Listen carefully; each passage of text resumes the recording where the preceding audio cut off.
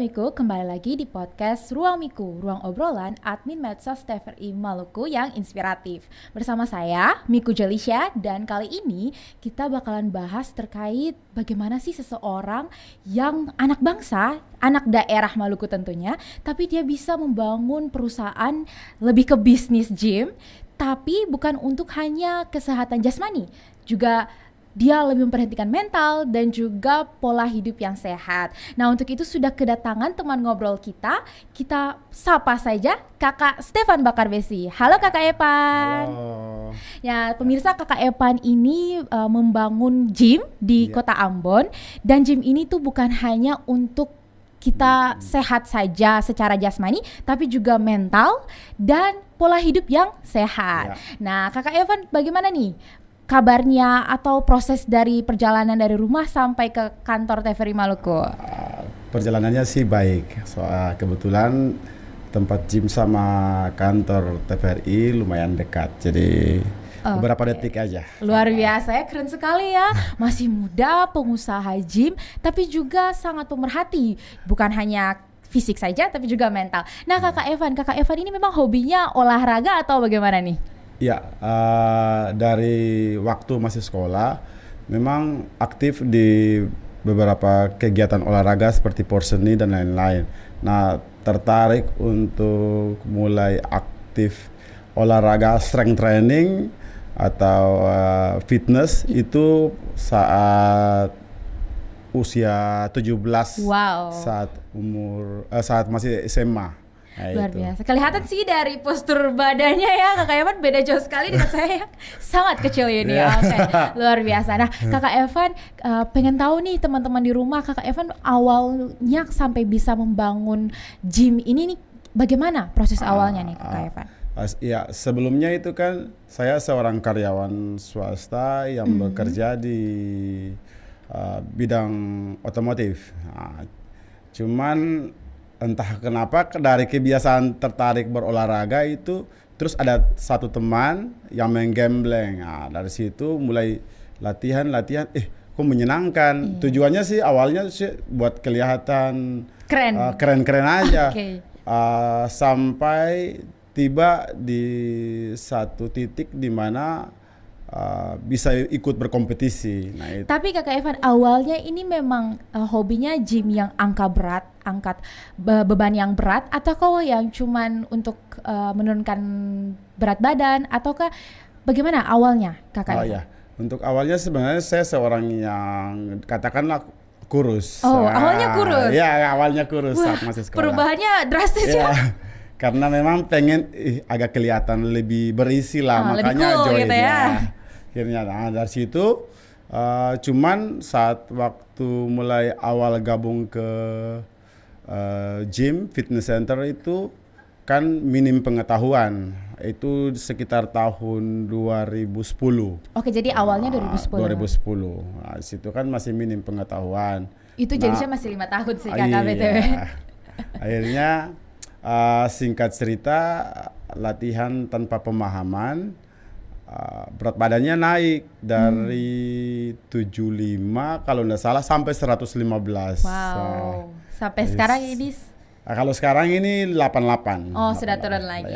Nah, awalnya kan itu digembleng sama temannya Kakak Evan. Tapi kalau untuk mau buat gym sendiri, itu ada dorongan dari orang lain ataukah memang kemauan? Nah, teman ini sekaligus mentor dan juga motivator. Nah, kayak gitu. Jadi sempat bincang-bincang nih, teman itu kebetulan atlet juga, lalu sekarang udah di Bali, orang Bali soalnya. Waktu itu tugas di Ambon polisi. Lalu kita ngobrol-ngobrol, terus temannya bahas nih usaha apa ya? Muncullah satu statement dari teman itu.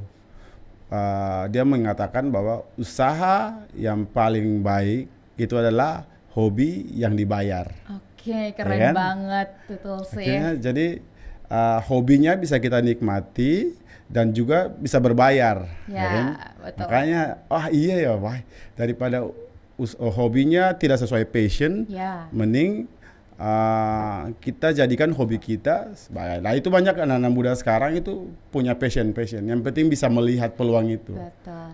Nah berarti tadi Kakak Evan juga sempat singgung. Kakak Evan sempat ikut konten ya? Apa Kompetisi ya itu kurang lebih dari kisaran tahun 2015, 16, 17. Wow, itu sempat dapat juara? Ya, ada ikut ke Jurnas. Wow, ke Jurnas di Palu 2015 dan beberapa kompetisi skala lokal sih.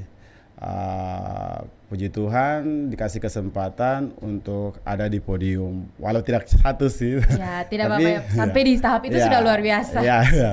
Dari hal itu sih banyak hal yang saya pelajari. Ternyata menjadi juara itu bukan tentang podium 1, 2, 3, tapi tentang bagaimana kita bisa menjadi diri kita yang lebih baik dari kemarin gitu, secara mental, fisik. Nah, karena dunia gym itu bukan hanya tentang membentuk fisik, tapi dia juga membentuk mental, pola pikir, bagaimana kita melihat, memandang sesuatu.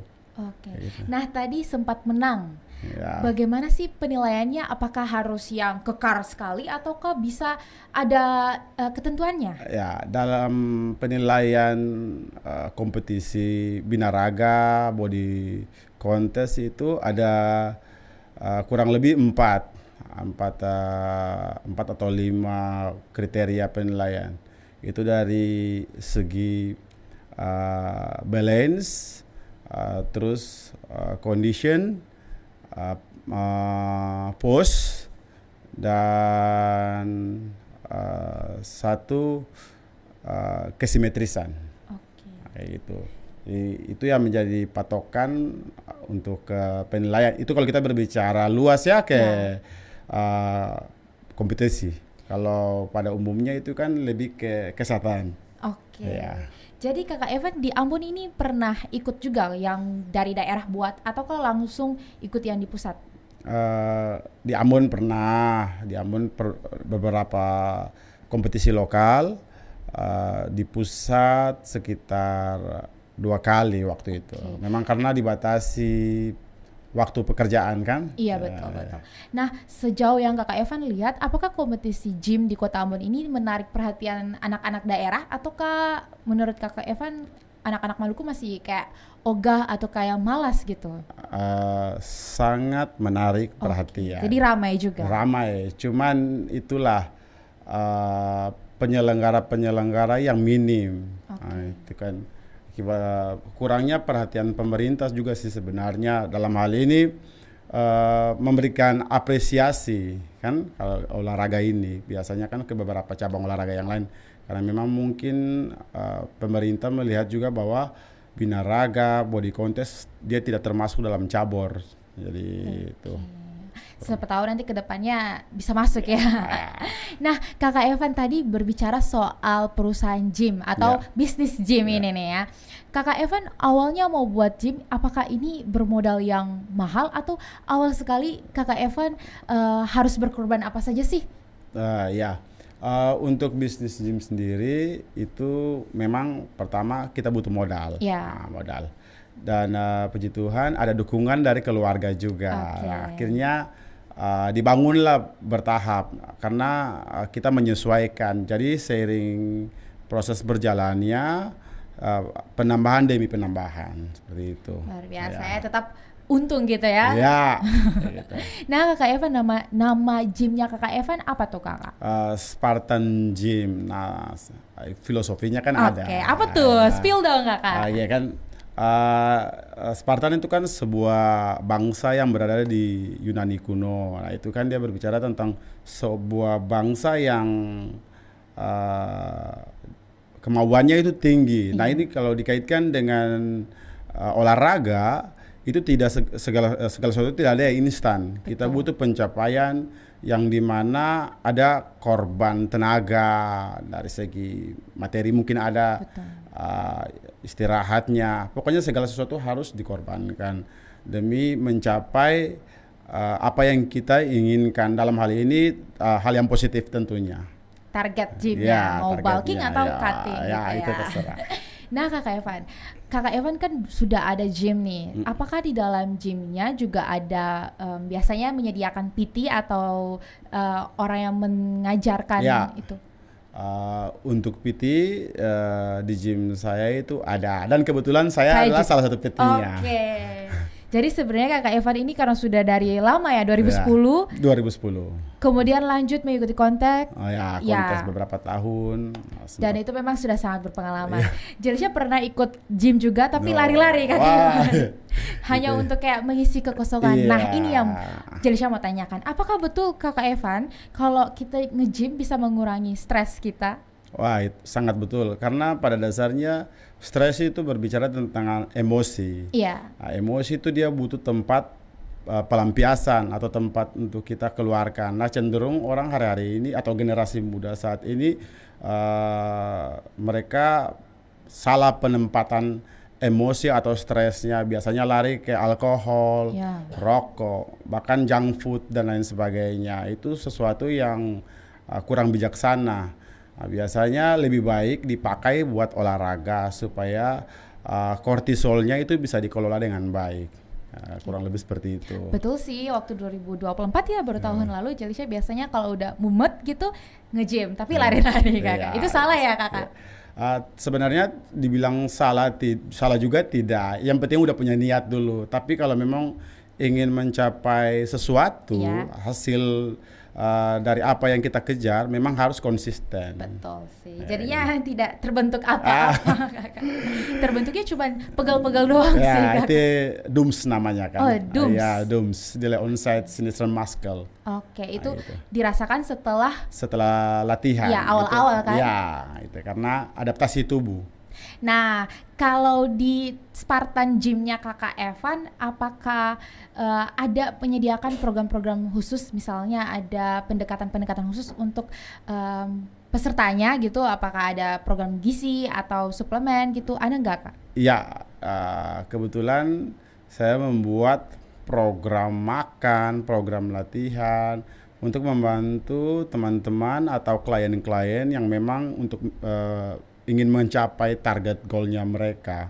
Makanya dibuatlah surplus kalori maintenance, surplus kalori, defisit kalori, itu berkaitan tentang energi balance. Oke, jadi energi balance ya. Ya. Bukan cuma hidup yang balance, tapi energi juga harus balance. Betul. Luar biasa ya. Jadi sebenarnya Jalisha harusnya gym di tempatnya kakak ya. Ya kan cenderung orang itu mengkonsumsi kalori melebihi kebutuhan hidup hari-harinya. Makanya terjadinya obesitas yang mengakibatkan berbagai macam penyakit sebagai penyakit degeneratif, ya kan? Itu akibat prematur kematian, akibat berat badan yang tidak bisa terkontrol. Jadi berarti Kakak Evan juga jual misalnya suplemen atau susu protein di gym, ataukah hanya rekomendasi doang? Jual dan juga merekomendasi, kayak gitu. Nah, berarti untuk bulking sama cutting itu beda juga?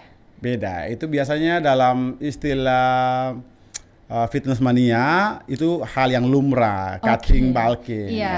Sederhananya cutting itu menurunkan berat badan, dalam hal ini fat loss, lemak yang berfokusnya kepada penurunan lemak. Sedangkan bulking itu menaikkan berat badan, dalam hal ini berfokus kepada kenaikan massa otot, bukan massa lemak.